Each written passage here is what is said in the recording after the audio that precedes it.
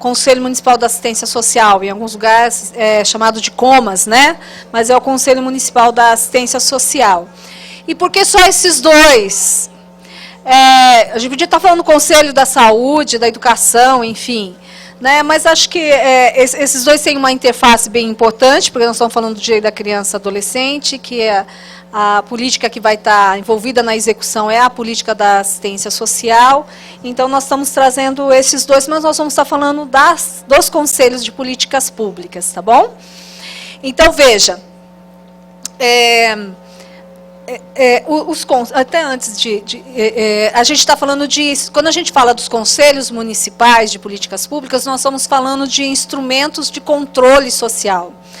E aqui é importante dizer que essa palavra controle social, ela foi ressignificada, né? Porque se a gente pensa no período da ditadura, se tinha muito essa conversa do controle social para saber o que eles estavam, né, conversando, né? Alguns agrupamentos tinha alguém aqui estaria anotando para ver o que está sendo dito, né? Que havia então esse controle da sociedade, né, do que a sociedade estava fazendo.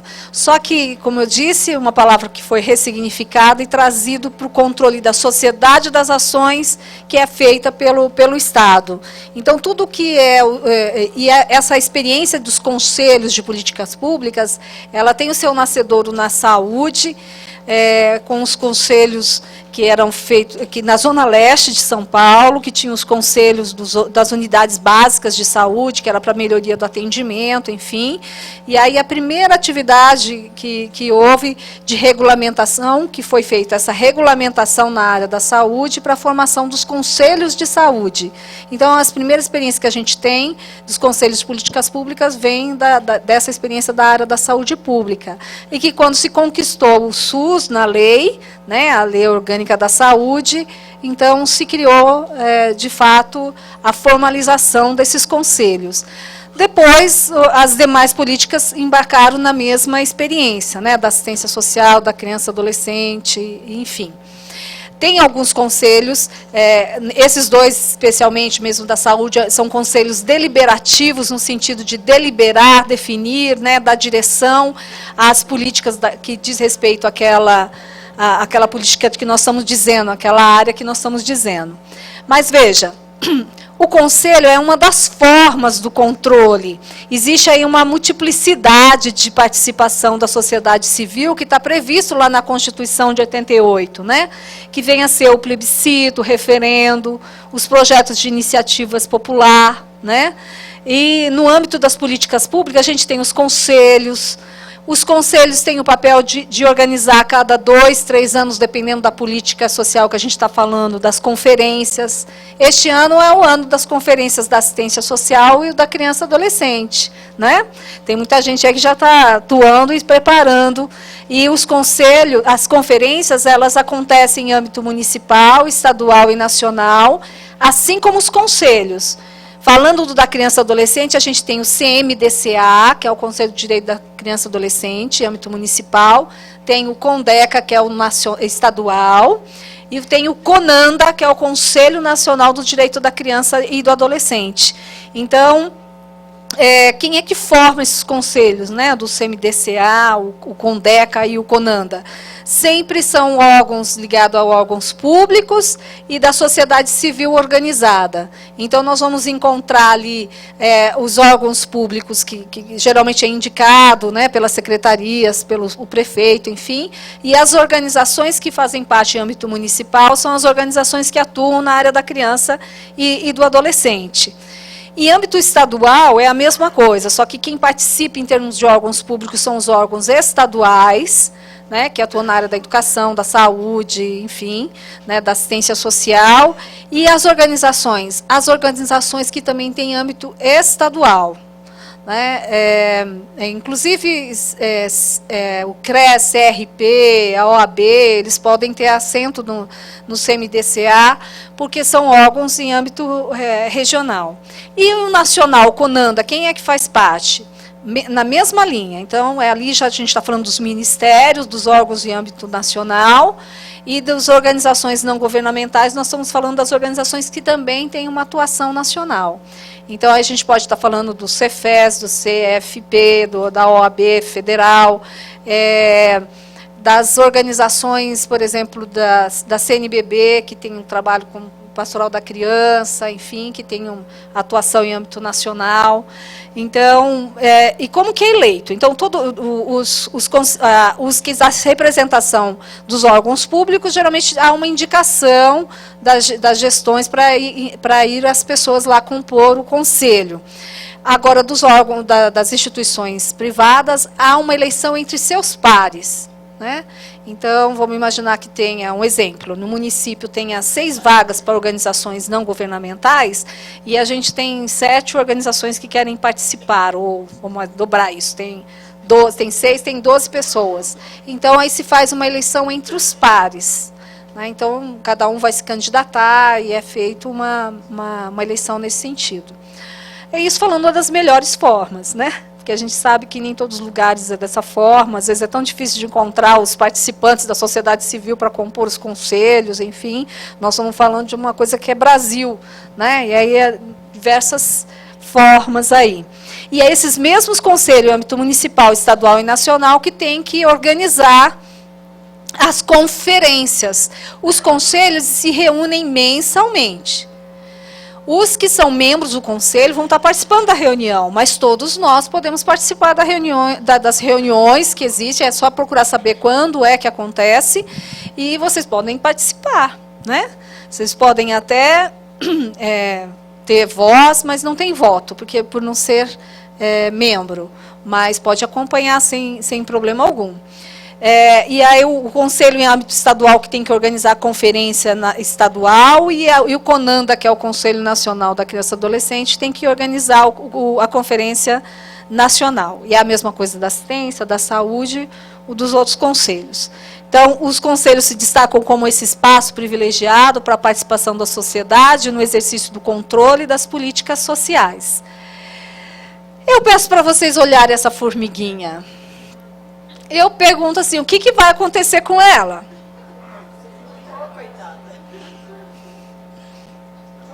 Alguém está se sentindo a própria formiga? Né? Segurando aí essa pedrona aí. O que vai acontecer, minha gente? Diz, o que vai acontecer com essa formiga?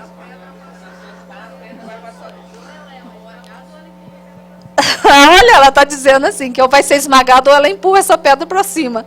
Vamos ver até quando ela vai ter força para empurrar essa pedra para cima, né? Mas é isso, a missão impossível de ser realizada para quem acha que pode fazer isoladamente, mesmo que tenha lhe tenha delegado essa tarefa. Ó, vai lá e faz isso, organiza isso aí, né? Então, mesmo que tenha sido delegado a você fazer, sozinho é difícil. Mas, olha aqui, mais agradável, mas não menos difícil, quando assumida coletivamente. É mais agradável, mas também não é tão fácil assim. Talvez, tem pessoas que acham que é mais fácil aqui, ó, né? Ter uma equipe. Né? Uma equipe. Mas aqui, de forma coletiva, né, a gente tem que ter, assim, é necessário estudo, conhecimento, respeito, muita determinação, articulação e persistência, né? Mas é mais fácil o êxito e tal. E a gente está falando de conselho. O princípio dos conselhos de política pública é que a gente, né, faça essa discussão, vai tratar o diferente, enfim, e isso está lá. É diferente, vocês perceberam que eu trouxe 2 experiências, que uma é uma questão informal, é uma questão de você entrar em um acordo, fazer um pacto de encaminhamento. Agora, o Conselho não, ele está lá dentro da Constituição Federal, está dentro da LOA, está dentro do ECA, está dentro do SUS, enfim, ele está regulamentado. E a gente está utilizando de verdade esse caminho, né? E existe aí esse debate polarizado, né, que o Conselho hoje tem sido posto em xeque. Para alguns, são instrumentos de mudança no sentido da democratização das relações de poder, e para outros, uma forma de colaboração e de cooptação da sociedade civil por parte do Estado. Então, muitas pessoas dizem assim, essas ONGs que estão vindo aí para o Conselho, nem tem boca. Porque como recebe verba da prefeitura para desenvolver tal ação, e muitas vezes é até mantido, né, parte das suas despesas por causa dessa verba, então nem faz os enfrentamentos que precisam, enfim.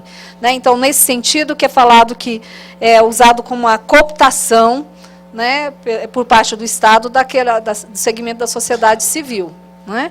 Então, uns não estão acreditando muito nessa possibilidade. O que a gente vai vendo nessas posições aí presentes é que, desde a perspectiva de que reconhece as dificuldades, os desafios, e vai propor estratégias de enfrentamento, porque é o que está institucionalizado. Pensa que o CMDCA, o CMAS vai definir, vai gerenciar, vai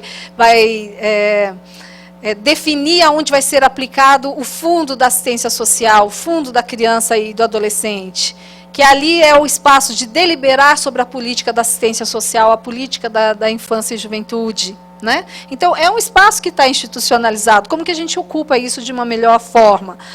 Precisam as pessoas entenderem, quando vão lá fazer parte, de saber qual é o seu papel. Às vezes mandam pessoas dos órgãos públicos, aqueles que ficam na geladeira, sabe? Sabe as geladeiras, todo mundo conhece a tal das geladeiras, quem é funcionário público sabe. Aquele que estava lá, passou de governo para o outro, aí, enfim, né? Aquele que estava sempre na contramão ali, né? Aquele que você disse. Enfim, então, às vezes, eles elegem uma pessoa para participar de diversos conselhos. Eu costumo brincar que tem até uma conta de matemática, eu sei que é fácil de fazer, mas vocês vão pegar rapidinho. Vamos imaginar um município que quer reunir 5 conselhos.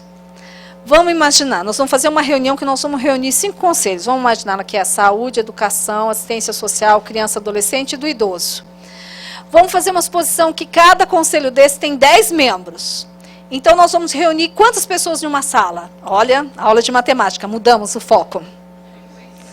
5 conselhos, cada um compondo por 10 pessoas. 50, mas não foi. Quando a gente reuniu todos esses conselhos, nós conseguimos 37 pessoas. Peguei o teu 7. O que aconteceu? Mas estavam todos presentes. Todos os do Conselho da Assistência estavam todos presentes, mas nós não conseguimos reunir 50. Nós conseguimos reunir 37 pessoas. Como isso foi possível? Aí, aprovada! Estava 37 lá porque mais de uma pessoa participava de vários conselhos. Né? Então, essa é a questão. Né? E que o ideal seria que a gente pudesse, né, ter os 50 pessoas. Significa que a gente teria 50 pessoas para conversar, para liderar, né? Mas não. Aí a gente pega o mesmo membro e mesma pessoa e participa de diversos conselhos. E aí, como que ele consegue dar conta de tudo isso? Né? Tá? Até as posições mais extremadas, né, que não apostam mais no potencial transformador dos conselhos. Então, a gente tem realmente esse debate polarizado, tem gente que já não acredita mais. Né? Agora, a gente tem que reconhecer a importância desse mecanismo de controle social como uma conquista democrática da sociedade civil. Conquistamos lá na Constituição, conquistamos dentro das leis complementares. Né? É uma experiência relativamente recente. Olha lá o projetinho de curto prazo, 50 anos, então quer dizer que é muito recente essa experiência dos conselhos e que existe um investimento aí continuado para que a sua construção, né, se consolide, e que há uma série de equívocos e distorções que precisam ser identificados e discutidos, e que, apesar da inovação aí que representa no âmbito da gestão pública, os conselhos é uma das formas de controle social e que precisa ser complementados, né, com outras formas de mobilização e organização da sociedade civil. Então, assim, apostar só no conselho, não. Existem diversas formas de organização, acabamos de falar antes da rede, né, os movimentos sociais, enfim. Então, que o conselho é uma das formas de mobilização em torno daquilo que a gente acredita. E que a gente tem que contar com as múltiplas estratégias. E que há inúmeras avaliações que demonstram que os conselhos funcionam bem, quando se combina esse espaço, né, institucionalizado com a negociação, com outras modalidades, a mobilização de políticas que acontece fora dos conselhos, né, que é necessário fazer cumprir acordos, pactuações, né, que estão sendo implementados. Então, assim, os conselhos funcionam bem quando as pessoas que compõem o conselho estão comprometidas, sabem o que está fazendo ali, que política que ele está defendendo, estão preparados para negociação, de pedir relatório, de pedir explicação, só aprova se entender, né? Que a criação, né, precisa desenvolver o protagonismo dos usuários. No caso da criança e adolescente, a criança e adolescente não participa, mas da assistência social, que seria, vamos dizer, os usuários aí, né? Mas na conferência tem a conferência lúdica. Então tem a conferência lúdica municipal, a conferência estadual e a nacional lúdica. O que é essa conferência lúdica? Reúne os adolescentes. Então, aonde ele tem feito a conferência lúdica, tem dado um resultado bem interessante. Então, põe temas para eles debaterem, para eles votarem, que aí é encaminhado essas discussões para a conferência municipal, estadual e nacional, né? Pode dizer.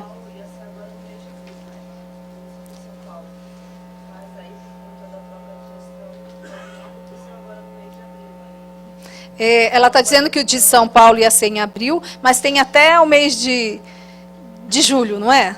Junho. Sai em âmbito nacional uma pauta. As conferências municipais têm que acontecer, acho que até junho e julho. Aí a estadual até outubro e a nacional em dezembro. Ah, lúdica, entendi.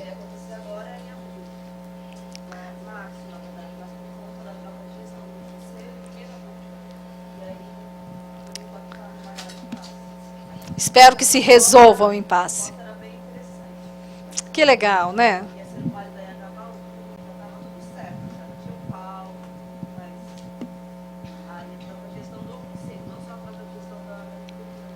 Então, ela está dizendo que com a troca do conselho, a conferência lúdica, né, que ia acontecer, ainda não... Talvez vai acontecer, tem que ter uma agenda nova aí, né?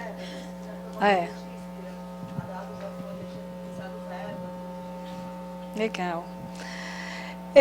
Então, é preciso, né, essa criação de meios políticos, institucionais e materiais para que os usuários, que são sujeitos de direito, possam vir participar, no caso, essa conferência lúdica. Mas, assim, os conselhos de assistência social, cadê os usuários da assistência social? Né? E aí? Então, mas tem que ter cadeira lá, né? Em São Paulo já teve uma experiência nesse sentido de ter os usuários da assistência no conselho, e que depois foi para o estadual, e o mesmo que foi municipal foi para o âmbito nacional, né? Então, a gente tem a tendência de dizer que eles não têm condições de participar. Tem que dar essas condições, tem que preparar as pessoas para eles entenderem. Teve um período que eu dei uma disciplina que era que chamava Seminários da Prática, que os alunos chegavam no início do semestre, a gente dividia a turma em 5 ou 6 grupos, e cada grupo tinha que conhecer um conselho. Então, eles tinham, durante 3 meses, o tempo de ir lá participar de um conselho, de trazer como que funciona. E eu me lembro de um grupo que trouxe o Sebastião Nicomedes, né, que agora está aí já desenvolvendo um trabalho legal, mas ele foi enquanto representante dos usuários da assistência para contar. E aí é muito curioso, porque as alunas assim, nossa, professor, ele entende um monte da política da assistência social. Uai, por que não? Né? Será que isso é uma coisa... É um controle social da população. Né? Eles têm total condição de conhecer a política da assistência, da criança e adolescente, da saúde. Né? E ele deu realmente uma verdadeira aula para nós. Eu falei assim, era ele que tinha que tirar a nota, né? Não o grupo. Né? Veja, então precisa cada vez mais apostar nesse protagonismo. Ele, inclusive, contou o seguinte, aí eu estava lá participando da reunião, a reunião se estendeu um pouco mais o dia todo. Aí todo mundo diz assim, então nós vamos dar uma pausa para o almoço e a gente volta depois do almoço. Tudo bem, aí todo mundo saiu, né? Os profissionais saem, tem os seus tickets, os funcionários da ONG saem, e ele, e aí? Né? Aí, na hora que voltou, ele falou assim, aí, o almoço foi bom? Eu não almocei, não. Aí, entendeu? Então ele disse assim que ele mobilizou essa história assim, de se quer que os usuários participem, tem que dar condições de alimentação, do transporte, de até ir lá e tal. O Sebastião Nicomedes chegou a ser representante do Conselho Estadual e depois ele foi como delegado até o nacional, né? Hoje ele trabalha. Quem conhece ele? É o que escreveu, né? Aquele, olha lá, levantou a mão. Ele é o que escreveu aquele Diário de um Carroceiro, que foi um monólogo numa peça, né, teatral. Enfim, ele tem uma história legal. Hoje está trabalhando, né, numa ONG, enfim. Bem, isso foi conquista, então, desde a Constituição Federal. Nós temos aí essa questão da Constituição que fala da proteção social dos direitos sociais, né? E esses conselhos estão postos aí dentro da LOAS e do CMDCA, né? E aí eu quero chegar aqui no nosso finalmente para explicar o seguinte. José Paulo Neto, ali está Paula, mas está errado, é José Paulo Neto. Eita, ato falho, já pensou, professor, me perdoe. Ele, numa conferência, na 11º CBAS, isso em 2003 ou 2004, ele deu uma conferência, ele senta à mesa junto com a mesa de abertura com o Dalmo de Abreu Dallari, e o tema era ampliação, como ampliar e consolidar direitos. Aí o professor Dalmo Dallari vai contar a história de como nasce toda essa história da construção dos direitos e tal, e o Zé Paulo vai trazer como que a gente faz para construir e consolidar os direitos que a gente conquistou, né? E ele vai contar toda uma história e, ao final, ele dá 3 caminhos. E eu queria fechar com vocês com esses 3 caminhos. Ele vai dizer o seguinte, que a primeira coisa, para a gente ampliar e consolidar direitos, é consolidar o que a gente já conquistou na lei, de consolidar a democracia. Então, ele diz, garantir e manter ordenamento democrático, participar de todas as formas garantidas por lei. Então, tem que votar? Vai lá votar, foi conquistado. Nós temos associação, vamos formar o maior número de associação possível em defesa disso, daquilo. Né? Que nós temos conselhos, vamos formar, participar dos conselhos e tudo mais. Ele vai dizer o seguinte, que tudo aquilo que está instituído legalmente, que a gente tem que utilizar, entrar lá, ficar a pé, e mais do que ficar a pé, esticar, assim, ampliar o limite institucional. A instituição tal é até aqui, vai até o limite, se possível um pouquinho mais, né? Mas assim, usufruir tudo que se pode, que está institucionalizado dentro daquele órgão, daquela instituição, daquele espaço, dentro que está estabelecido na lei. É uma forma de consolidar e ampliar direitos. Mas ele fala, só isso não basta. E só isso já é um montão, né? Mas ele vai dizer um segundo, que é o seguinte, que a gente precisa de ter luta extra. O que é isso? São necessárias não só lutas institucionais, legais, mas também as lutas extralegais. E ele repreende, não estou falando de lutas ilegais, eu estou falando de luta extralegais. Legais no sentido de que é para fora da instituição, para fora do muro, né?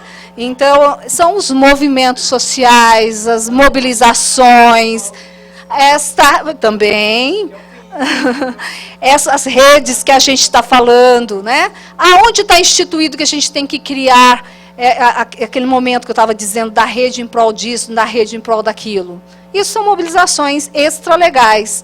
É eu pegar todas as legais, no sentido das instituições, e colocar em sincronismo para fazer uma luta extralegais. Mas é para além disso, ele está dizendo. Cadê os movimentos sociais? Cadê as mobilizações? Então, isso é uma forma de você fortalecer as lutas legais e consolida os direitos, amplia os direitos. Gente, foi no 11º CBAS, nós estamos indo para o Congresso Brasileiro, acho que é o 16º. Quem foi no último aí? Eu não fui no último. Mas, enfim, foi em 2004. 2003, 2004. Então, quer dizer que nós estamos falando de uma conferência que tem 13 anos no mínimo. Então, lá ele já dizia, nós temos que cuidar, porque é isso que a gente conquistou na Constituição, a duras penas, né? E ele fala da quem conhece, né, a fala dele, e sabe o quanto ele é enfático. Pessoas morreram. Vários companheiros morreram para a gente conquistar a Constituição de 88. Né? Em nome dessas pessoas, das pessoas a quem é dito o direito, que é delegado, né, voltado o direito, que a gente possa segurar isso que conquistou. Olha, isso mais que nunca ressoa para a gente neste momento que a gente está sendo tão ameaçado nos direitos que nós conquistamos. Né? E lá a gente estava falando como que a gente ia ampliar. Hoje a gente está pensando assim, como que a gente mantém o que a gente conquistou, para a gente não perder. Né? Mas, enfim. E, por fim, essa terceira direção é a mais complexa, né? Mas que tem muita coerência com tudo que ele já construiu teoricamente e a posição política dele, que ele diz que o terceiro caminho é que a gente deve lutar por conquistas universais. Algumas categorias têm conseguido, ele diz, algumas conquistas, mas não são universais. E todo direito não universal onera e agrava os direitos da maioria trabalhadora. Né? Então, o que ele diz que toda luta que a gente vai ter que fazer é pensando na maioria da população trabalhadora. Né? Lógico que ele está falando dessa população. Porque quando um grupo de trabalhadores conquista alguma coisa para o seu segmento, vai impactar no restante das outras classes trabalhadoras. Né? Então, é nessa perspectiva que eu trago para vocês. E, olha, prometido, a gente ainda tem um tempo para as perguntas, para as dúvidas, e fica aí o meu muito obrigada e o meu contato aí para quem quiser marcar. Tá bom?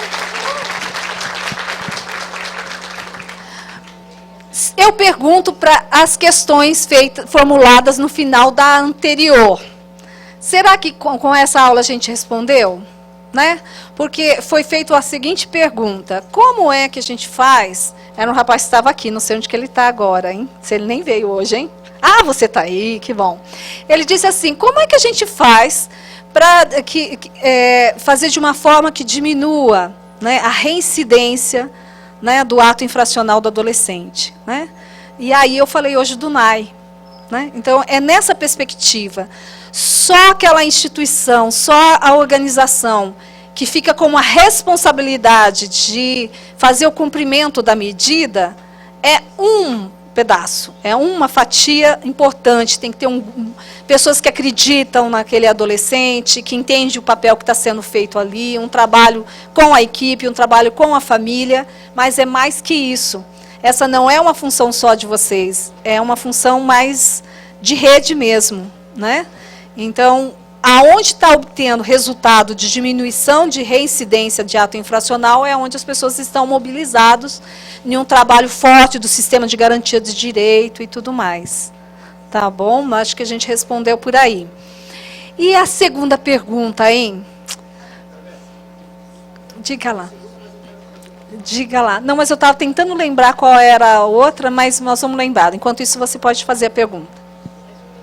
Então, certa vez eu participei de um evento sobre construção de redes junto com o Instituto Sou da Paz, e veio uma experiência de um case de Los Angeles, em que eles trouxeram algo além da rede. A rede está no nosso tempo, está no nosso lugar, está no nosso espaço, mas eles trouxeram o conceito de coalizão. A gente ouve muito hoje falar de coalizão a nível federal, de governo federal, que fez uma coalizão para governar, né? Mas em termos de teses como da criança e do adolescente, nós ainda não temos uma coalizão social. Né? Então ele trazia essa possibilidade, que é a experiência de Los Angeles para enfrentar o grau de violência que aquele lugar vivia. Então, na verdade, é uma coalizão, a união de todas as instituições sociais daquele local para fazer frente a isso, além dos governos. Eu acho que vem calhar, mas é uma outra tecnologia, acima não, né? Mas mais abrangente, mas quando a rede já está consolidada, não é mesmo? Obrigado. Obrigada pela colaboração. E é assim, eu acho que é um patamar mais ampliado, né? Porque para a gente até ampliar o número de pessoas envolvidas, a gente precisa, pelo menos aqueles que são responsáveis para aquele segmento, já estar mais envolvido, mais comprometido. Mas que legal, vou até procurar pesquisar mais sobre isso. Legal. Perguntas, dúvidas. Qual foi a segunda pergunta, gente, que era lá? Ah, você diz.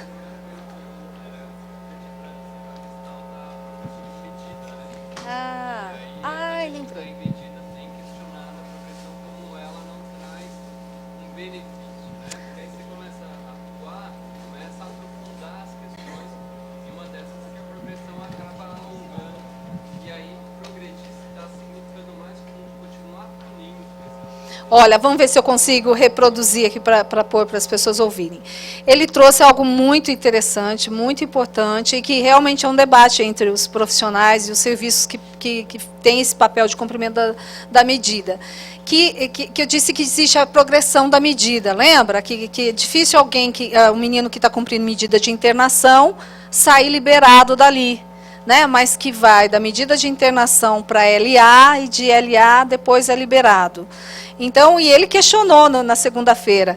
Então, parece assim, tudo aquilo que não foi conseguido fazer na internação, aí os profissionais já querem liberar para LA para que a equipe da LA venha fazer. Então, meio que empurrou ali a LA que vai ter mais condições de estar fazendo.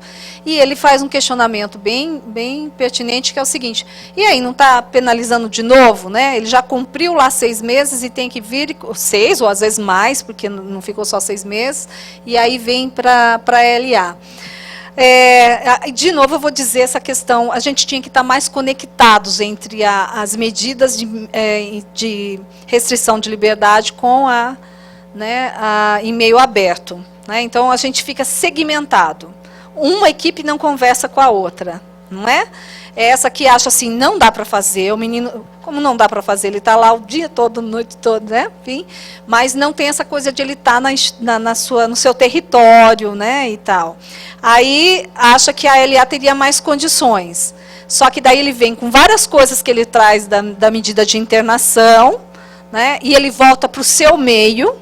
E aí está aquela instituição que está fazendo o cumprimento da medida LA, mas também não tem uma intersecção com o CREAS, com o Sistema de Garantia de Direito, está lá sozinhos, achando que vai dar conta de fazer aquilo. Né? Eu te dou, peraí.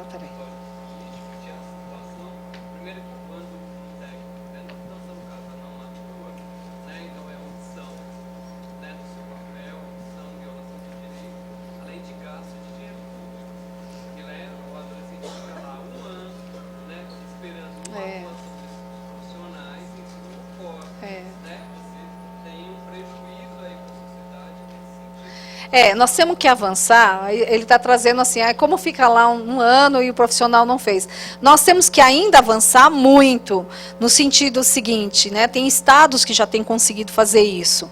Quantos adolescentes por profissional? Por dupla de profissional? Né? E a gente sabe que a dinâmica hoje da Fundação Casa não respeita muito isso. Então, e os próprios profissionais se angustiam, porque ficam meio que fazedor de laudo, sem ter condições profissionais de fazer todo o acompanhamento necessário para aquele adolescente. Né? O quanto que ainda está restrito a esse trabalho que poderia ter sendo feito com a família. Né? Então, em todos os lados a gente tem que avançar. E, por outro lado, nas medidas em meio aberto, o quanto que aquela instituição tem a obrigação de fazer, mas ela não vai fazer sozinha, ela não vai chegar efetivamente às funções se ela não tiver essa coisa da articulação. Mas se cobra daquela instituição como ninguém mais tivesse mais responsabilidade, né, sobre aquilo.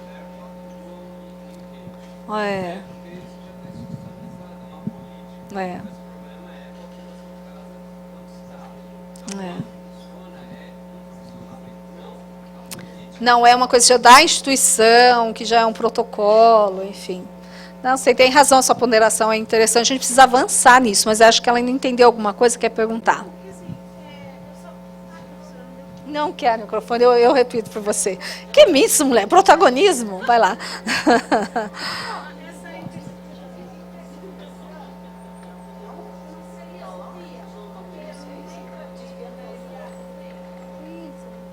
Ela está dizendo, e o PIA não entra na LA? Entra. Tem o PIA lá, né, que inclusive tinha que trazer, né, as informações que muitas vezes não chega como deveria chegar, mas quando chega na LA também vai fazer o PIA. Isso é uma construção, isso é uma metodologia, né?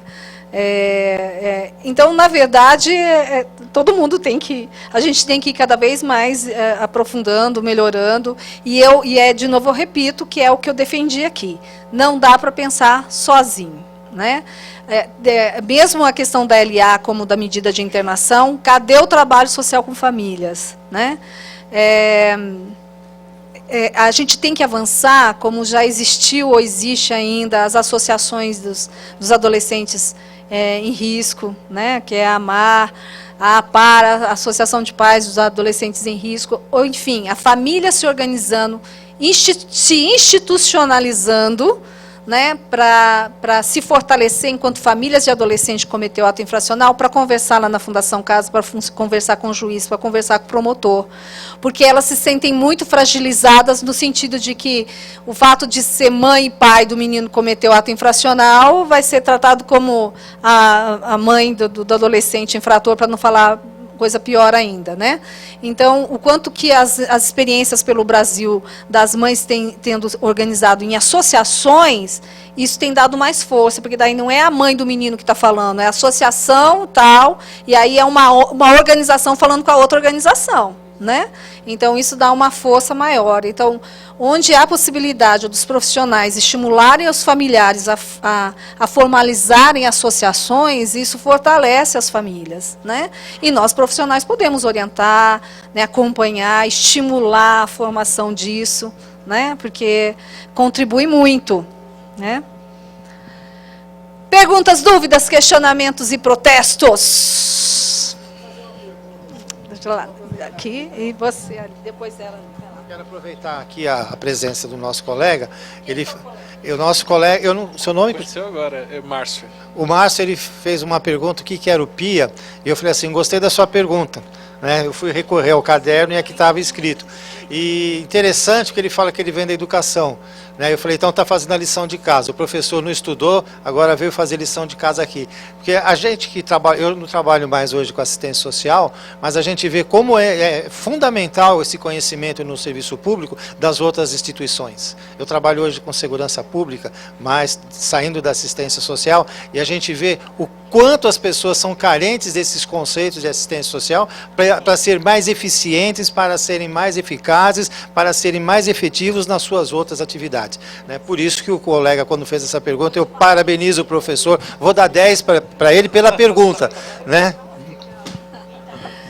Nós falamos na segunda, né? Que estava até ali. O PIA é o projeto, plano individual do adolescente, ou do nosso adolescente quando é lá, mas é de atendimento, né?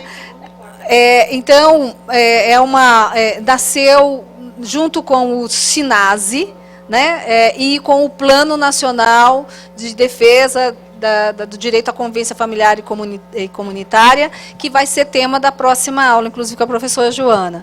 Então, esse plano de atendimento, individual de atendimento, ele é feito para cada criança, e ele é construído com os profissionais de uma forma interdisciplinar, que você vai, que tem toda uma metodologia. Então, você vai entender quem é aquela criança ou aquele adolescente, né? Se a gente está falando da instituição de acolhida, pode ser criança, e na medida socioeducativa, adolescente. Então, quem é ele, a história dele anterior, que perspectiva que tem, ele parou em que ensino da escola, o que ele vai fazer, qual a perspectiva futura dele. Então, é construir realmente este plano, quem se vai envolver, não é, e que esse às vezes é um grande erro, o profissional achar que é ele que tem que fazer.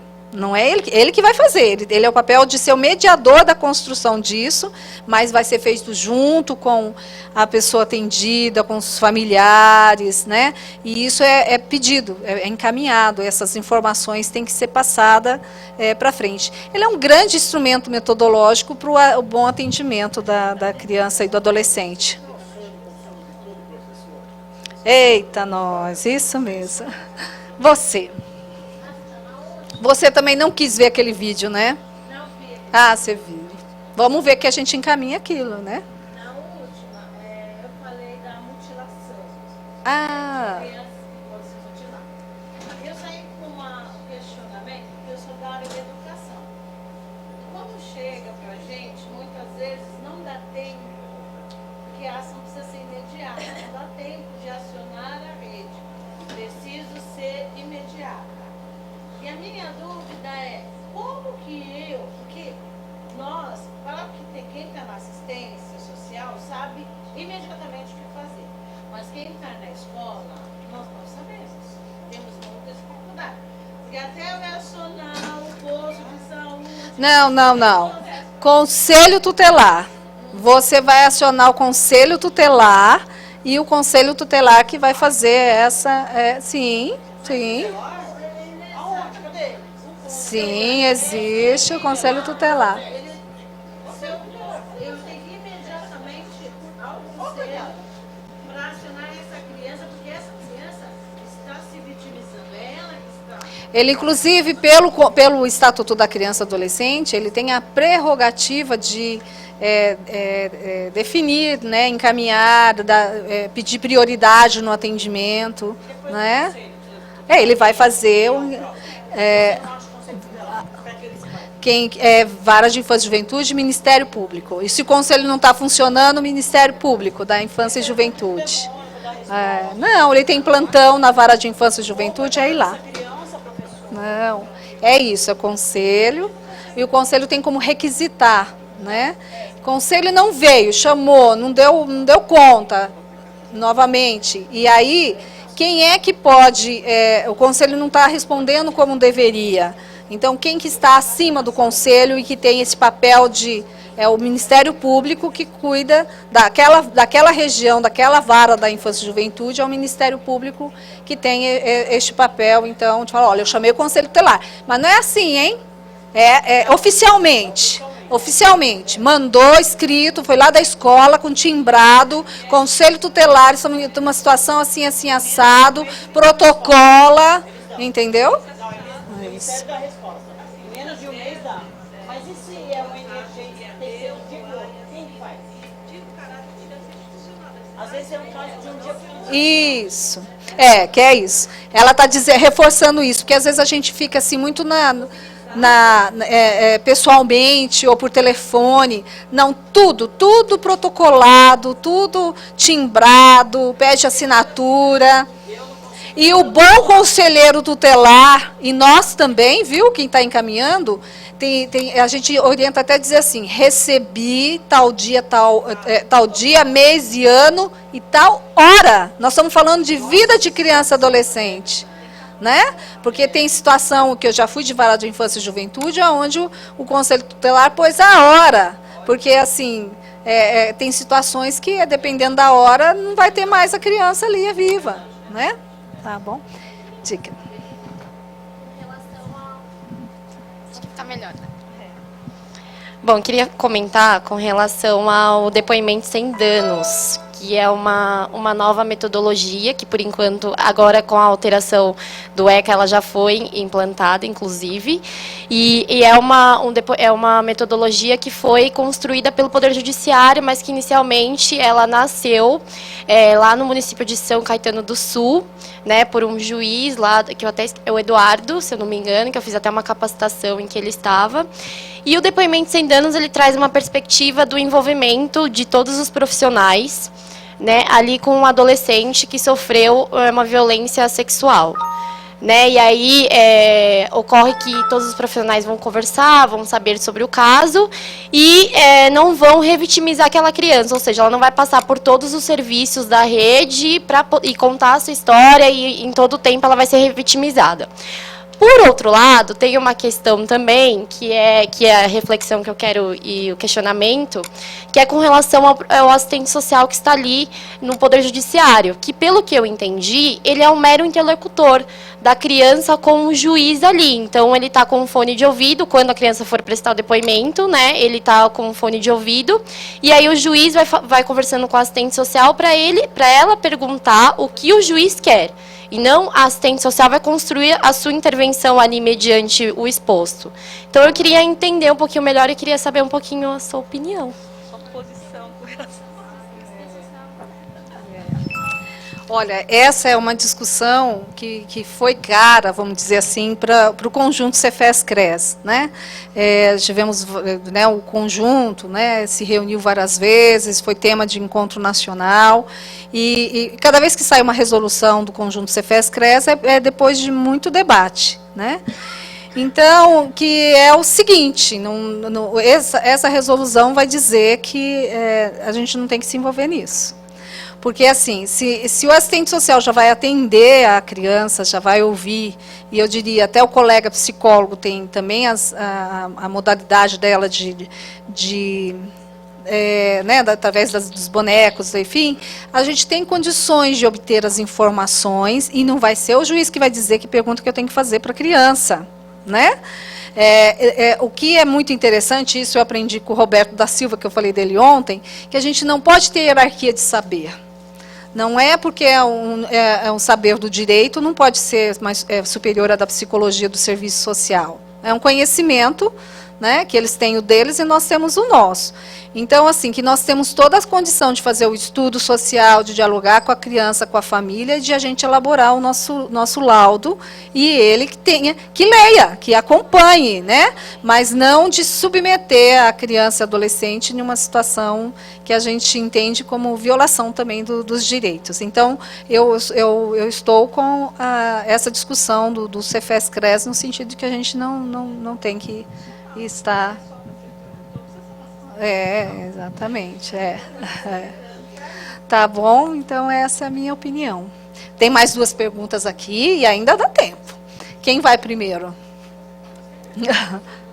Vai lá, ela defendeu porque ela levantou primeiro. Eu tô tentando. Boa noite. Eu vou tentar ser breve, porque eu tenho 2 reflexões e uma pergunta. E eu estava meio confusa porque eu perdi o celular no banheiro e aí eu queria fazer a pergunta, não sabia o que fazer, mas já achei o celular. Minha amiga ali achou. A primeira reflexão, eu queria falar que eu me senti um pouco incomodada, e mais para a gente refletir mesmo. Quando a senhora apresentou o material da aula de hoje, né, do curso de hoje, em relação às questões e os fatores determinantes referente às ameaças e às violações de direito da criança e do adolescente, surgiu lá relações interpessoais, né, que são também determinantes para essas ameaças e violações, como a questão de gênero. Tinha algumas outras que eu não vou me lembrar agora, e aí eu me senti incomodada, acho que incomodada e a palavra seria também inquieta.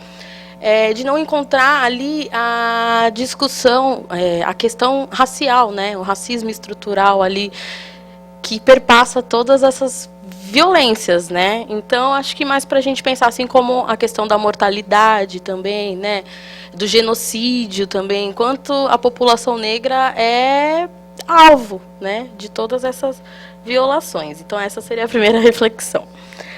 A segunda, eu trabalho como assistente social no Serviço de Proteção à Criança e Adolescente, no SPVV. A gente atende crianças e adolescentes vítimas de violência sexual, psicológica, negligência, física e... Peraí, deixa eu pensar.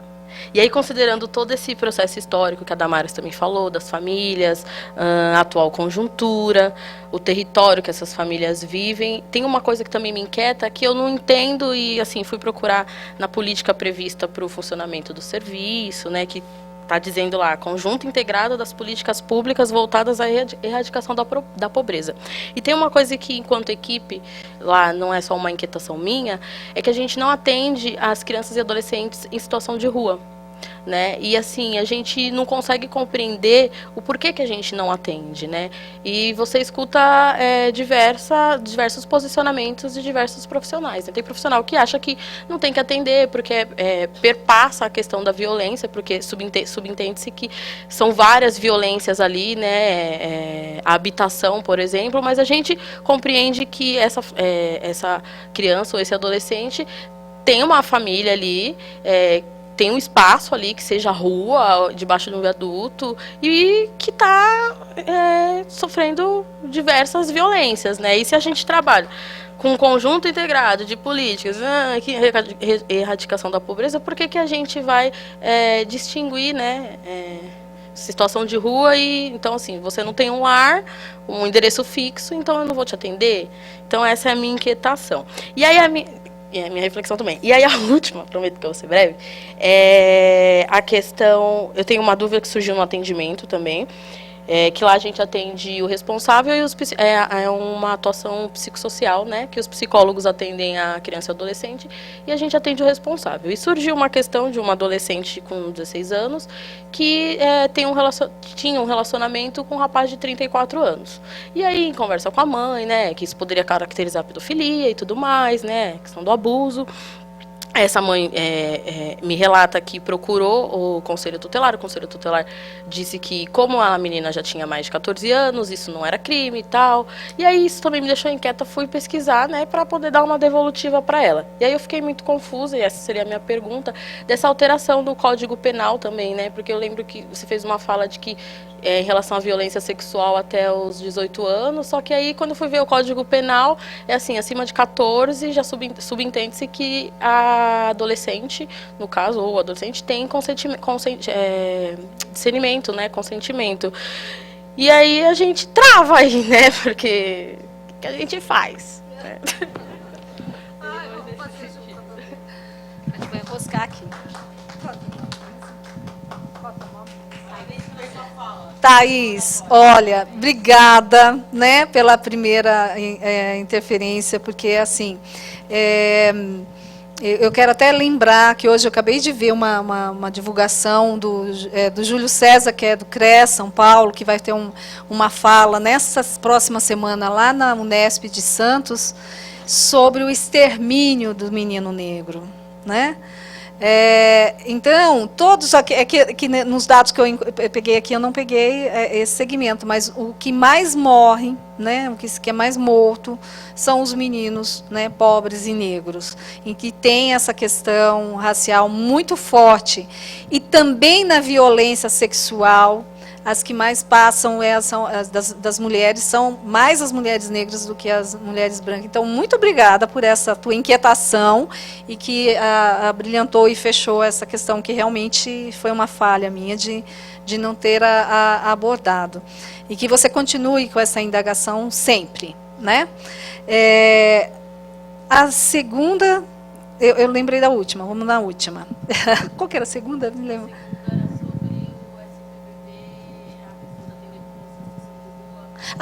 Eu estou indignada tanto quanto você, porque por que não, menino? Se a política da assistência social, ele está instalado em um território, não é? Ele tem que... Por que não? Não entendi, não entendi. Pensa que o CRAS, ele tem que estar em um determinado território e tem que dar conta daquele território. Que o CRAS, ele tem o papel, está lá na política, quem diz que não está lá? Que tem que fazer a busca ativa, que não temos mais que ter aquele plantão onde as pessoas chegam solicitando, mas que a gente tem que fazer a busca ativa. E nessa territorialização, eu estou indo conhecer meu território e eu estou identificando que tem crianças em situação de rua, porque ele não é o foco do meu atendimento. Não está escrito isso. Se não está escrito que é para fazer, mas também não está escrito que não é para fazer. E tem várias situações que está falando que você tem que atender o território e vai lá procurar o conceito da busca ativa. Eu vou em busca. Né? E qual é o conceito de família? Ele tem que ter uma habitação e ele mora na situação de rua. Então, quer dizer, e o conceito do pop rua, as pessoas, né, para o atendimento do pop rua, ele também está na rua e é foco da assistência social. Por que não o menino não é? Né? Não, então, ela pode achar que tem os fundamentos, sim, dentro da política da assistência social e não tem razão de não ser. Né? Agora, essa questão é complicadésima e é muito complicado, assim, primeiro, pedofilia, que é aquele conceito, é de 13 para baixo, caracteriza que é alguém maior de 18, né, enfim, está abordando ou sede prazer, enfim, de adolescentes com 13 anos para baixo. E ela está aí com 14, 16 anos, é isso? 16 anos. Oh, Senhor. E o duro, que é muito difícil mesmo. eu já vi coisas, no conceito legal, né? Então ela não tem condições, não tem maturidade para consentir e tudo mais. E famílias inteiras. Em uma das aulas, eu lembro de uma aluna falar assim: professora, você está dizendo isso, mas eu estou com uma filha minha que está morando com o namorado e ele é o dono do pedaço lá. E eu fui lá para buscar minha filha, é minha filha. E ele disse assim: ó, senhora, se quiser pode levar, mas ela não quer ir não, né? E o que eu faço? Eu me senti tão impotente quanto ela. Porque ela vai lá buscar e acontece o quê? Né? Vai levar a menina como? Ela vai lá falar e vai diante a justiça, Ministério Público, e vai falar assim: que mulher é essa que não tem autoridade sobre a filha? Mas vai lá ver como é o meu pedaço onde eu moro. É muito complexo, é muito difícil.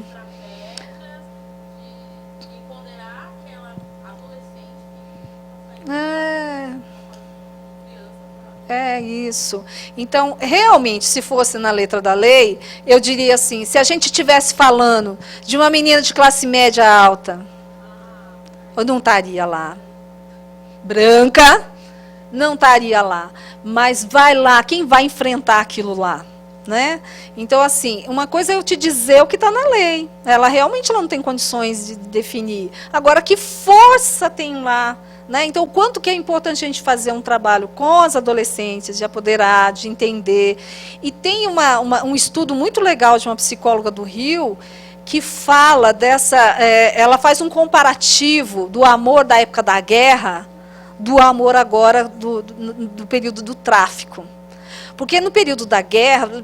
Imagina aqueles filmes antigos que o cara ia para a guerra, então tinha aquele amor explosivo, não sabia se ia voltar ou não, então aquela coisa ardente que aí vai embora. Ela faz um paralelo muito legal do afetivo em relação ao tráfico, porque também tem essa coisa de muito intenso, porque não sabe se o cara vai voltar no dia seguinte, porque está no tráfico. Né? Então, assim... Para a gente dar conta de toda essa questão das garantias de direito, a gente ainda tem que entender muito isso, tem que se debruçar muito nos estudos, nas pesquisas, nas intervenções e no fortalecimento dessa população, né? Porque realmente a família se sente muito impotente. É muito difícil, por exemplo, na questão mesmo da droga. Vamos imaginar que não é a menina que está lá, mas o menino a família está vendo que ele está entrando na droga e ele sente o quê? A aluna minha fez uma pesquisa num bairro aqui, que eu esqueci, Sapopemba, enfim, não lembro. Ela entrevistou